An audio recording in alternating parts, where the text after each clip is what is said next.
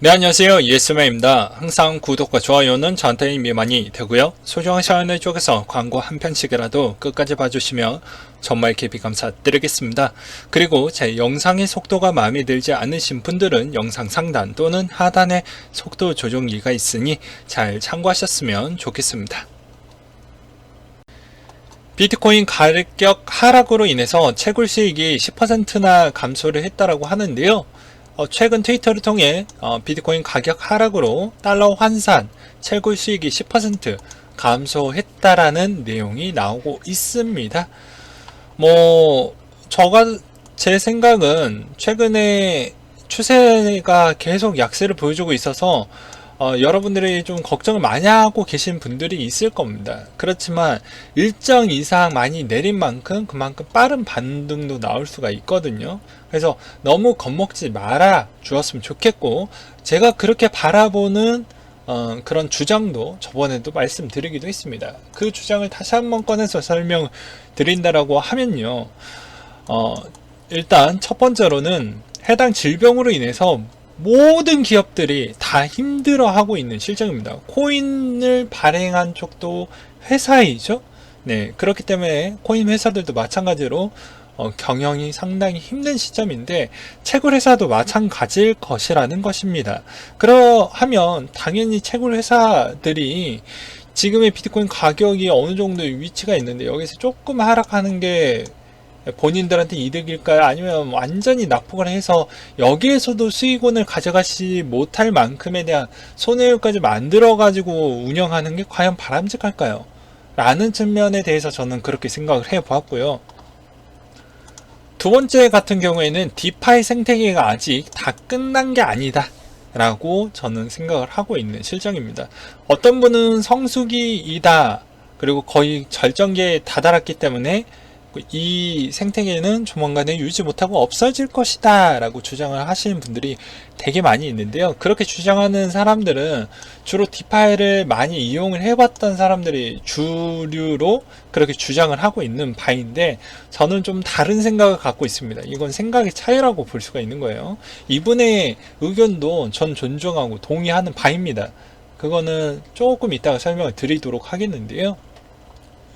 왜 저는 다른 생각을 가진 이유 중에 하나는, 최근에 거래소에서 그 디파이 부분을 더욱더 부각화 시키려고 거래소 자체에서 또 디파이 부분을 또 만들어가는 그런 쪽이 좀 눈에 들어왔고요. 그리고 또 하나의 측면은 플랫폼 코인들이 후발적으로 늦게 했던 쪽이 이번에 또 들어오게 됨으로써 여러가지 디파이 부분이 아직 끝났다라고 보기에는 좀 어렵다라는 측면으로 해석을 해보았습니다. 조인디 뉴스에 따르면 국내 CBDC 도입 신중해야 된다, 사회적 합의가 필요한 부분이 있다 라고 나왔던 기사 내용이 있는데요. 그 이유에 대해서 한번 좀 보도록 하겠습니다. 이번 CBDC 온라인 포럼에서 서울대학교 경제학과 명예교수가 이런 이야기를 했다고 합니다. CBDC는 약간의 좀 사회적으로 문제점이 조금은 있을 수 있다. 그 이유는 무엇이냐면, 시중은행들의 상대적 위축이 될 것이고 심할 경우에는 뱅크런이 발생할 수 있다며, 기술적 측면에도 데이터 분석 등 선진국에 비해 뒤처져 있어 성급히 도입하는 것은 바람직하지 않다. 그리고 경제적인 불확실성도 키우는 게 우리 경제에 있어서 별로 좋지 못할 것 같다. 이런 주장을 내비치기도 했고요. 그리고 또 다른 교수는 이 같은 의견에도 동의를 했지만, 이제 중국의 이제 DCEP, 즉 중국에서도 CBDC를 하는 시점에 있어서 이게 과연 우리나라한테 이득이 좋은 것인지 아닌 것인지 좀 명확하게 검토를 해본 뒤에 하는 게 좀 낫지 않겠냐라는 이야기를 하기도 했습니다. 그리고 기술적으로는 문제가 없지만 정부에 대한 불분명한 태도가 오히려 이번 CBDC에 대한 상용화 부분이 나중에 시간이 지나고 나서도 좀 지지부진할 확률도 꽤 있을 수 있다, 이런 이야기를 하기도 했습니다. 그 이유는 한국은행 총재도 최근에 언급이 자꾸 뒤에서는 진행을 하고 있는데 앞에서 기자단들한테 이야기를 할 때는 매우 소극적이고 되게 그런 거를 언급하는 걸 별로 좋아하지 않는 것을 좀 많이 보여주었기 때문에 그렇게 전 생각이 들고요. 저는 이 기사를 보면서 어떤 생각이 좀 들었냐면요. CBDC를 하는 것은 어차피 나중에 웬만한 국가들이 거의 다 끝나갈 때쯤에 우리도 맞춰서 해야 되기 때문에 개발은 해야 된다라고 보여집니다. 근데 이걸 시중에 이제 실제로 통화로 해가지고 사용을 했었을 때에 대한 여러 가지에 대한 사회적 진통 부분은 일정 어느 정도 보안 장치를 해놓고 사용을 했으면 좋겠다라는 측면도 있고요. 그리고 CBDC에 대한 속도를 낼 수밖에 없는 이유는 만약에 중국이 빠른 시일 내에 CBDC를 하겠다라고 해서 발행을 하게 되면 한국과 중국 간에 대한 무역 교역량 자체가 대략 30% 중반대를 보여주고 있는 실적이기 때문에 이걸 무시할 수가 없습니다. 그럼 중국은 당연히 한국을 대국으로 보지 않고 소국으로 분류하고 있기 때문에 그렇기 때문에 당연히 야 이거 써 하면 한국은 당연히 안 쓴다라고 하면은 어떻게 할까요? 무역적인 보복이 또 나오겠죠. 미국한테 배웠던 거 그대로 갖다 쓸 것입니다. 그러면 한국의 또 경제가 별로 좋지 않겠죠. 사드에 대한 과거의 아픔이 있기 때문에 한국 정부는 어쩔 수 없이 CBDC를 개발을 하면서 지갑도 동시에 개발을 할 것으로 보여질 수밖에 없는 그림이 연출이 될 수밖에 없을 것입니다. 일본도 마찬가지이고요. 그렇기 때문에 중국의 움직임으로 인해서 서로에 대한 매출, 국가 간에 대한 매출 비중이 큰 덩어리로 잡혀져 있기 때문에 자국에 있는 CBDC를 먼저 테스트를 하는 것보다 오히려 중국의 CBDC를 받아주기 위한에 대한 지갑의 테스트를 하기 위한 측면으로도 생각을 해볼 수 있지 않을까라는 생각도 해보기도 했습니다. 한 커뮤니티에 따르면 닉네임이 대구 달서구라는 님이 올려주셨는데요. 뭐 요거 제가 한 번 더 설명 짧게 커뮤니티에다가도 남겨드리기도 했죠. 요 내용이 아주 잘 정리가 되어져 있었습니다. 코인제스트 거래소가 사라졌는데 이제 순번대로 진행이 됐는데 잡음 끝에 2019년도 8월 출금 서비스가 중단을 선언을 했고요. 네. 여기에서 이제 2018년도 설립 당시에 한미소프트 등등 어디에서 투자자를 많이 모아서 좀 신뢰도를 좀 높여놨는데 결국에는 닫혔습니다. 그러다가 원화 출금의 차용증까지 쓰게 했던 시점이 있었고요. 그리고 코즈 코인에 대한 사태 이후 떡볶이 구매해서 쓸 수가 있었다라고 나오기도 했었는데 Y라는 분시점에 가서 음식을 주문하면 전체 50%까지 코즈 코인을 사용할 수 있게 해줬다라고 하는데 이거 되게 웃긴 거죠. 그러니까 떡볶이 뭐 사먹어 봐야 얼마나 뭐 나오겠습니까? 그리고 출금을 막혔는데 거래소 이치 정황도 발견이 돼서 돈이 빼돌리는 거 아니겠냐 라는 이야기가 나왔고요. 소송의 핵심, 뭐 돈 받으려면 소송 걸어야 되겠죠. 피해 집계와 이제 시작 단계이기 때문에 대부분 제가 중소형 거래소에 대한 끝물을 봤기 때문에 소송을 걸어봐야 큰 의미는 없습니다. 네. 그리고 한비소프트의 12월 홍콩 법인을 통해서 이제 2018년도 12월 법인을 통해 가지고 브릴라이트 지분과 코인제스트 지분을 전량 매각한 것을 또 드러나기도 했는데요. 이게 한비소프트에 대한 면책은 아마 피하기는 어려울 것 같습니다. 그리고 브릴라이트 코인 플랫폼도 9월 7일 기준으로 전량 매각이 되면서 접어버리는 형태죠.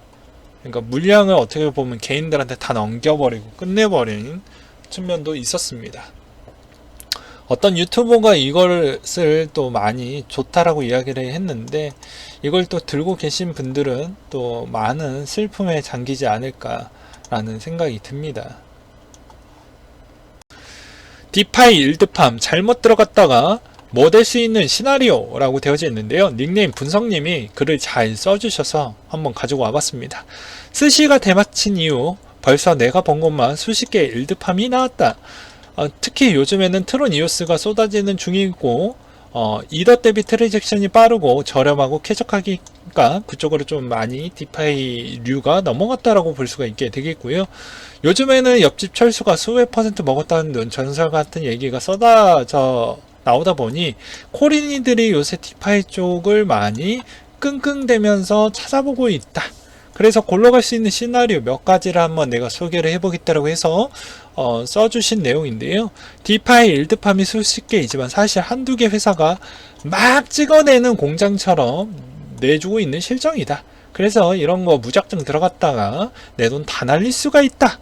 왜 그러냐? 일드팜들이 비슷해 보이니까 오픈소스라서 다 포크하다 보니 비슷한 거 아니냐라는 그런 바보 같은 소리를 하는데, 트론의 경우 스마트 컨트랙트 소스가 공개되어져 있는 건 제풀 딱 한 개고, 그게 스마트 컨트랙트 코드를 포크한 거지 프론트 웹사이트 코드까지 다 오픈소스라는 뜻은 아니기 때문에, 프론트가 오픈소스가 아닌데 죄다 사이트 마진, 아이콘, 그리고 심지어 클래스명까지 죄다 똑같은 건 한 새끼가 여러 개 다 찍어낸 거라고 합리적인 의심을 가질 필요성이 있다라는 것이다.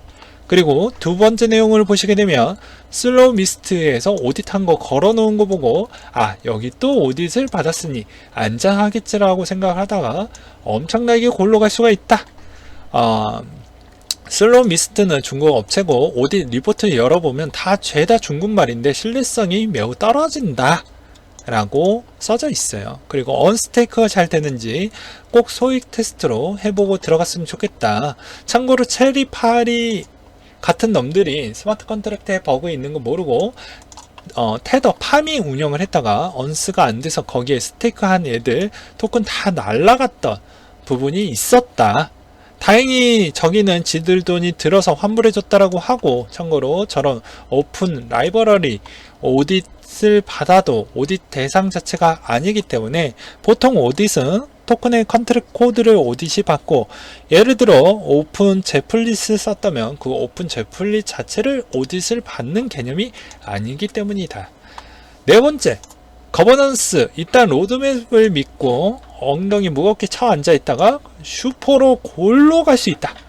일드팜들 진짜 하나같이 로드맵을 내거는 게 우리 토큰 보유자들이 투표해서 리워드 풀, 다음 토큰 런칭을 뭐 할지 이런 거 결정하는 거버넌스 구축해서 토큰의 가치를 형성하겠다라는 희대의 개소리를 막 늘어놓는데, 이러다가 진짜로 골로 갈 수 있다. 그리고 다섯 번째, LP 풀이 스테이킹 풀보다 더 안전하다라는 대답은 전혀 아니다. 흔히들 LP 풀이 참여하는 게 뭔가 더 안전하다라는 이상한 인식이 있는데, LP 풀에 파밍에 참여한다라는 것은 LP 풀에 토큰화된 소유권을 넘긴다라는 뜻이라서 프로젝트 미리 출금 기능 컨트랙을 심어 놨었을 경우에는 바로 털어먹을 수 있다. 탈탈 털어먹을 수가 있다. 이건 싱글 스테이킹 풀에도 같은 위험성이 있는 거지만, LP 풀은 어느 한쪽의 유동성이 대놓고 털어서 손실을 보는 것까지 생각을 해야 되니 어떻게 보면 더 위험한 것 같다.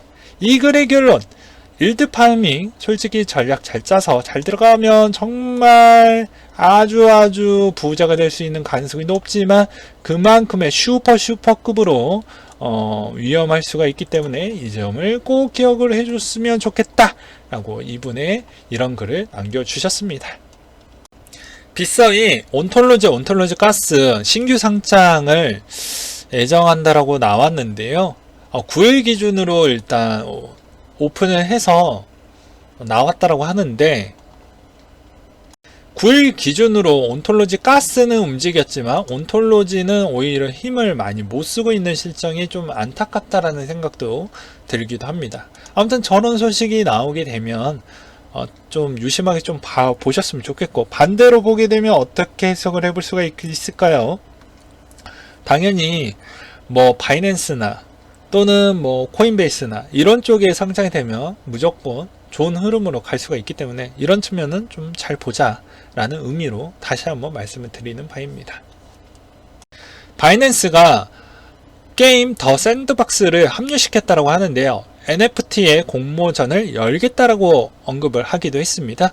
대체 불가능한 토큰이라고 해서 게임류 쪽에 대해서 이런 거를 좀 발굴을 해보려고 바이낸스가 좀 열심히 이런 거에 대한 공모 정도 개최를 하고 좋은 의도로 하는 것 같긴 해요.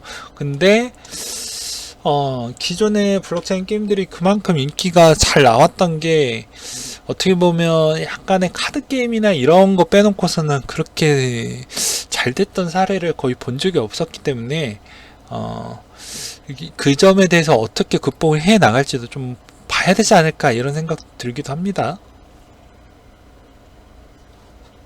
미국 뉴욕 검찰이 비트파이넥스 테더 수사를 재개하겠다라고 했는데요. 테더와 비트파이넥스의 신용 환도와 두 기업의 구체적인 관계를 설명할 수 있는 자료를 내놓으라고 이렇게 이야기를 했다라고 합니다. 그러다 보니까 이것으로 인해서 또 테더에 대한 불확실성이 생기면서 또 한번 흔드는 목적으로 쓰이지 않을까라는 생각이 들기도 했고요. 그렇지만 저는 별로 걱정이 되지 않습니다. 제가 테더를 좋아해서 그런 건 아니고요. 테더에 대한 여러가지 냄새가 많이 나는 구석은 있습니다. 그래서 저는 신뢰하지는 않지만 그래도 시총이 테더가 너무 높고 선물도 거의 테더 기반으로 해가지고 돌리고 있는 시점이기 때문에 이 테더가 박살이 나면 우리 돈 아예 그냥 증발할 수가 있기 때문에 어쩔 수 없이 제가 지지를 하는 것이지 다른 의도는 없습니다. 아무튼 이번 방어도 잘 해줄 것으로 보여지고요. 2달 안에 자료 제출이 안 됐을 때, 즉 11월 달이 되겠네요. 대충 본다라고 해도 그렇기 때문에 여기서 만약에 추가적인 또 연장이 될 수 있는 가능성도 있기 때문에 이런 측면도 좀 고려를 하시면서 봐야 되지 않겠냐. 그러니까 연말에도 여러가지 문제점을 제기할 수 있는 가능성도 나올 수도 있겠지만 그런 거에 대해 이런 태도에 대한 이야기는 이제 굳이 걱정하지 말아라. 그만큼 테더 가지고 장난을 많이 쳤던 비트파이넥스였기 때문에 이거 하나 어떻게 잘못되면 그냥 다 같이 골로 갈 수가 있기 때문에 어떻게 돼서든 수단과 방법을 가리지 않고 잘 방어를 할 겁니다. 과거에도 그렇게 잘 방어를 해냈고요. 김병욱 의원 등 암호화폐 관련 가상자산법을 추진시키겠다라고 이야기를 했는데 이분이 주식에 대해서도 되게 그나마 이런 금융사업법에 대한 그런 개정법 같은 걸 좋게 내주셨더라고요. 근데 왜 암호화폐는 주식과 비슷하게 맞춰서 그렇게 언급을 안 하는지 전 그게 좀 안타까웠습니다. 그래서 그렇기 때문에 어떻게 보면 이분에 대한 전화번호를 좀 알고 싶기도 해요. 그래서 전화해서 다른 건 다 필요 없고 제발 주식과 같이 23년도로 맞춰 주셨으면 좋겠습니다. 이렇게 얘기를 하고 싶어요. 왜냐면 내년 10월 달이면 이건 너무 시간이 너무 짧아서 저는 너무 싫거든요.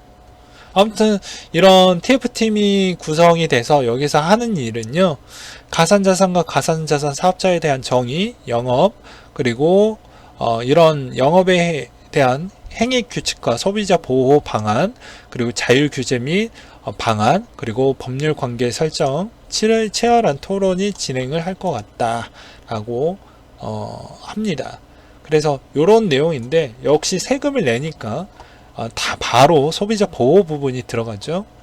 그리고 자율 규제 부분에 대해서 이야기를 꺼낸다고 하는데 저번에도 말씀을 드렸습니다. 해당 청와대에 대한 입장, 정부에 대한 입장은 너의 자산에 대해서는 보호는 해줄 수는 있으나 이거는 저도 동의를 했죠. 그런데 이거를 활성화 시켜주겠다. 그런 거는 안 된다고 했어요. 그런 일은 거의 없다라고 이야기를 했습니다. 제가. 왜냐면 선대 법무부 장관, 선대 금융위원장이 미리 밥을 다 깔아놨던 게 있기 때문에 그것을 거슬려서 다시 반대적인 의견이 나오기가 쉽지가 않기 때문입니다. 그리고 코인을 활성화시켜봐야 한국의 지금 입장에서 환율의 불확실성이 커질 수 있는 가능성도 있고 여러가지 복합적인 그런 불확실성을 만들어서 경제적인 불안 요소를 만들기에는 너무 싫기 때문에 아무래도 그런 쪽으로는 좀 소극적이기 때문에 아마 투자자 보호만 되고 이거 코인에 대한 그런 규제 부분을 좀 긍정적으로 돌리기에는 좀 시간이 더 많이 필요하지 않을까 라는 생각이 드네요. 업비트가 디파이 쪽 많이 상장을 시키니까 디파이 테마 인덱스를 또 출시를 하기도 했습니다. 앞으로 이 인덱스를 출시를 했다라는 의미는 디파이를 더 많이 상장을 시키겠다라는 의도도 보이기도 하죠. 비트코인으로 결제하세요. 유럽 내 유명 음식 배달 플랫폼 저스트 잇 BTC 서비스를 추가했다라는 내용이 나왔습니다. 저스트 잇은 유럽 내 13개국 서비스를 지원 중인 프랑스 자회사에 대한 암호화폐 결제 서비스를 추가했고, 앞으로 저스트 잇의 사용자들은 프랑스 15,000개 음식점에서 비트코인을 통해 음식을 주문할 수 있게 된다라는 점이 포인트라고 볼 수가 있게 되겠습니다. 네, 오늘은 여기까지 준비를 했고요. 항상 여러분들한테 힘이 되고 도움이 되는 예스맨이 되도록 하겠고, 이상으로 마치도록 하겠습니다.